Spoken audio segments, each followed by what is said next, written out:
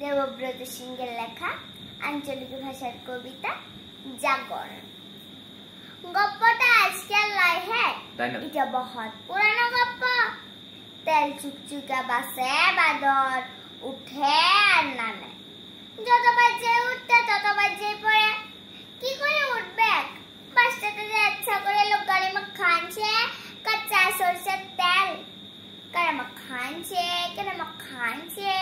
সেটা বুঝতে গেলে মাথা লাগবে, হ্যাঁ বহুত মাথা লাগবে। তিনি বললেন না না তা না, ব্যাপারটা কি জানেন? ব্যাপারটা হচ্ছে ধারাবাহিকতার অভাব, অন্য আর কিছুই নয়। ধারাবাহিকতার অভাবে বহু স্বাক্ষর ফের নিরক্ষর। তখন একজনা ধান কাটা মাখা মানুষ মাথা খারাপ করে উঠে দাঁড়ায় বললে, আমি বিজয় দাস। মিটিংয়ে মিছিলে গেলে পাটেল বাবুরা বলে কমরেড বিজয় দাস। আর পুরন্দরপুর মোড়ে শিরিষতলায় জুতা সেলাই করলে বলে বিজামুচি।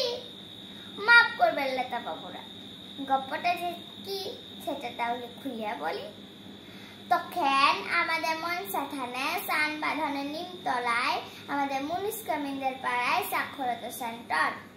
পাটেল বাবুরা বলে তোদেরকে নবস্বাক্ষর শিখাবো। মিথ্যা নাই বলবো, কথাটা শুনে ফুর্তি লেগেছিল খুব। কি বলবো আজ্ঞা, সবে দিনটা কত চলছে মাত্র। তারপরে হুট করে একদিন মাস্টার বললে, যা হয়েছে বহুত হয়েছে, তারপরে আর কি?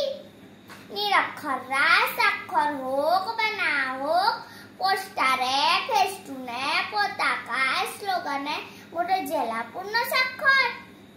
বললাম বটে মাস্টার, তোমরা দেখালে বটে, তবে শোনো আমরা জানতাম, সব জানতাম। তোমরা যে আর কিছু শিখাবে নাই সেটা আমরা জানতাম, কেন শিখাবে নাই তাও জানতাম। মাস্টার বললে কি জানতিস?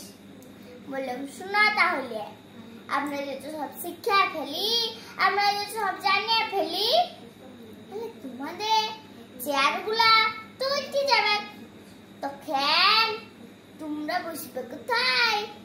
আমরা যদি সব শিক্ষা ফেলি, আমরা যদি সব জানিয়ে ফেলি, তাহলে তোমাদের গদিগুলা তুলতে যাবে, তখন তোমরা দাঁড়াবে কোথায়?